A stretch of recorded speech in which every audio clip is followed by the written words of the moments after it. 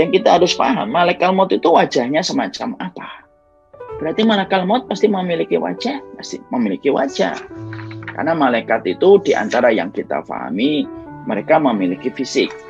Fisiknya hanya Allah yang mengetahui. Allah cuma menceritakan beberapa fisiknya, tetapi tidak disampaikan oleh Allah secara detail. Maka kemudian kita mendapati ternyata malaikat maut itu memiliki dua wajah. Wajah yang pertama yang beliau pakai ketika akan mencabut nyawanya orang yang beriman. Supaya orang yang beriman itu merasa di akhir dia dicabut ruhnya itu merasa tenang. Makanya kalau ada orang meninggal dunia kok senyum, saya sering ditanya, Ustadz, kenapa saya lihat ada orang ketika meninggal dunia senyum? Apakah senyumnya seseorang ketika meninggal dunia itu tanda husnul khotimah? Yang saya baca tidak ada satupun dalil yang menerangkan tanda husnul khotimah itu wajahnya tersenyum. Cuma kita harus merenung. Senyumnya orang ketika meninggal dunia berarti dia melihat sesuatu yang menyenangkan.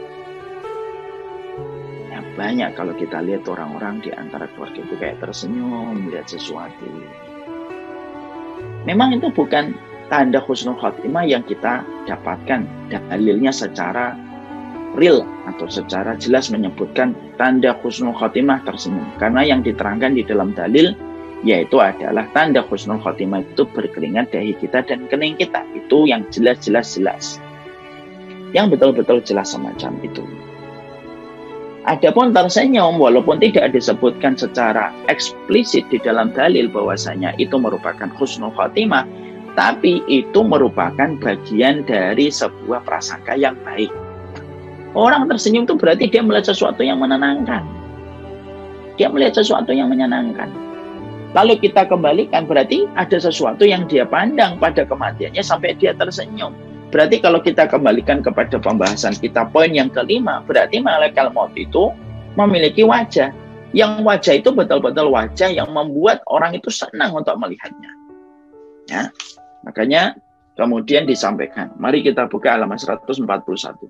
Diriwayatkan dari Ibnu Abbas radhiyallahu anhuma, Nabi Ibrahim pernah meminta malaikat maut memperlihatkan kepadanya bagaimana wajahnya ketika mencabut nyawanya orang yang beriman. Malaikat maut kemudian berkata, palingkan wajahmu dariku sebentar. Nabi Ibrahim memalingkan wajahnya dan sesudah itu dia kembali melihat malaikat maut yang ditanya bagaimana wajahnya ketika mencabut nyawa orang yang beriman. Dia datang dalam wujud seorang pemuda yang tampan, berpakaian indah, beraroma harum dan sangat menarik. Lalu kemudian Ibrahim berkata kepada malaikat maut, demi Allah ya, andaikan orang beriman tidak mendapatkan kegembiraan dari apa yang telah dia kerjakan dalam hidup, kecuali hanya melihatmu saja ketika mati, itu sudah cukup. Atau bisa bayangkan, perkataan Ibrahim ini memiliki banyak sekali makna yang kita bisa bedah. Nabi Ibrahim berkata, kalaulah manusia tidak mendapatkan balasan, kalaulah manusia itu tidak mendapatkan kegembiraan apapun dalam hidupnya, dalam ketaatannya, kecuali melihat wajahmu yang semenyenangkan ini, maka itu sudah cukup. Kalau kita lihat ya Bapak dan Ibu ya, wajah yang biasanya menyenangkan itu, kalau dalam bahasa ini, biasanya orang-orang yang memiliki tipe sanguin. Orang yang memiliki tipe sanguin itu kan Masya Allah, wajahnya menyenangkan itu. Dilihat itu enak gitu, kelihatannya tidak pernah sedih berlebihan. Dan maaf ya, bukan hanya yang sanguin, orang kalau ketawa itu kan nular. Pernah ngelihat sosial eksperimen, ada orang di kereta, dia ketawa. Akhirnya satu gerbong ketawa semuanya. Karena orang yang ketawa ini betul-betul ketawa, betul. Akhirnya yang lain ikut ketawa. Itu merupakan penjabaran secara logika akal, secara akli. Oh ternyata bahwasanya kenapa malaikat maut itu ketika dia mencabut nyawa orang yang beriman itu dalam kondisi sebagus itu untuk memberikan ketenangan supaya dia tersenyum, supaya kemudian dia melihat bahwasanya dia akan mendatangi sesuatu yang dia tidak perlu khawatir. Alam itu akan didampingi sama malaikat maut ini. Nah itu wajah yang pertama yang dimiliki malaikat maut. Lalu kemudian Ibrahim berkata kembali, sekarang perlihatkan wajahmu ketika kamu mencabut nyawanya orang kafir. Maka kemudian malaikat maut berkata, kamu gak akan kuat. Tapi perlihatkanlah, kata Ibrahim mendesak kepada malaikat maut. Maka malaikat maut kemudian memperlihatkan wajahnya berkulit hitam, kedua kakinya di bumi, kepalanya di langit. Rupanya buruk sekali. Kakinya di bumi, wajahnya di langit. Seburuk-buruk rupa yang pernah dilihat. Dan setiap dari rambutnya itu, ada rambutnya malaikat maut itu, setiap ujung dari ujung rambutnya itu, setiap helainya itu ada apinya. Sampai Ibrahim kemudian berkata, kalaulah balasan bagi orang kafir itu melihatmu dalam kondisi semacam ini sudah cukup menyakitkan bagi mereka. Padahal ini baru permulaan, belum melihat adab di dalam kubur, belum melihat bagaimana dikumpulkan di padang mahsyar, belum melihat bagaimana kondisinya ketika berada di neraka. Allahumma inna nas'aluka al-jannah wa na'udzubika minan nar. Nah, inilah yang menjadikan kita akhirnya mengetahui malaikat maut itu ternyata memiliki dua wajah. Wajah yang dipakai bersilih berganti ketika mencabut nyawa. Mungkin kita ada yang agak menyaksikan. Kok bisa sih memiliki dua wajah? Loh, kenapa nggak bisa? Bisa banget itu. Analoginya gampang. Kalau kita sudah menyebutkan dalilnya, lalu kemudian masih tersirat agak gimana pertanyaan yang menggelayut di hati kita. Nah, kita datangkan penjelasan secara logika.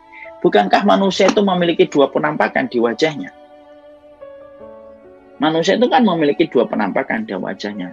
Sadar atau tidak sadar. Wajah kita kalau baru mandi itu beda banget dengan wajah kita ketika berminyak. Jadi mandi pagi, mandi seger. Itu keluar sumringah. Sumringah itu berseri-seri. Nanti dia keluar berjibaku dengan pekerjaan, berjibaku dengan jalan, gitu jam 11, jam setengah 1 itu. Itu wajahnya beda banget dengan waktu ketika dia pagi-pagi habis mandi. Bukankah banyak orang artis dulu ketika sebelum terkenal wajahnya begini. Ketika sudah terkenal wajahnya begini. Wajahnya tetap satu, tapi penampakannya itu seakan-akan ada dua. Dan itu mudah, dan itu kecil. Saya pernah mendapati gitu ya, Bapak dulu pernah mau naik kereta ya, Argo Lawu. Mau ke Semarang atau ke Solo gitu. Qadarullah ketika pada saat itu kami berangkat jam 8 malam. Ketika jam 8 malam, Masya Allah, rapi semuanya. Qadarullah ternyata keretanya telat. Datangnya itu karena ada sebuah rel yang rusak gitu. Datangnya baru jam 2, baru datang itu keretanya, Masya Allah. Kereta datang jam 2, wajah yang tadi rapi, dalam kondisi talente, ketika jam 8 itu ketika akan naik itu, ketika jam 8 mereka sudah ada di stasiun Gambir. Itu beda banget dengan wajah mereka ketika mereka naiknya jam 2. Rambutnya sudah berantakan, bajunya sudah lusuh, beda banget. Padahal tetap orangnya sama, hanya dibedakan sekitar hanya 4 jam. Dibedakan hanya sekitar 6 jam. Itu sudah beda sekali. Disinilah kemudian kita mengetahui kalau itu bisa kita maklumi pada wajah manusia ternyata memiliki dua penampakan. Itu bisa kita maklumi pula ketika kita melihat malaikat maut. Jadi malaikat maut itu memiliki dua wajah, dua penampakan. Wajah yang dipakai untuk mencabut orang yang beriman dan wajah yang dipakai untuk mencabut orang-orang kafir. Ya, makanya beruntunglah mereka yang dicabut oleh malaikat maut dalam kondisi dia senang melihat malaikat maut itu dan tenang ketika akan mendatangi alam kehidupan pada sekarang. Orang kalau sudah beriman, Pak, kalau sudah taat, tidak akan disia-siakan. Bahkan proses pindahnya dia ke alam barzakh pun yang itu sejatinya menegangkan. Maka ada sebuah ketenangan yang mereka rasakan ketika mereka melihat malaikat maut datang dalam wajah yang sangat rupawan. Makanya kita renungkan apa yang tadi dikatakan oleh Nabi Ibrahim kan. Nabi Ibrahim itu berkata, kalaulah orang mukmin tidak melihat kegembiraan kecuali ini, melihatmu dalam kondisi malaikat maut itu yang terbaik semacam ini, sudah cukup untuk mendapatkan kegembiraan walaupun itu hanya diwakili dengan melihat wajah.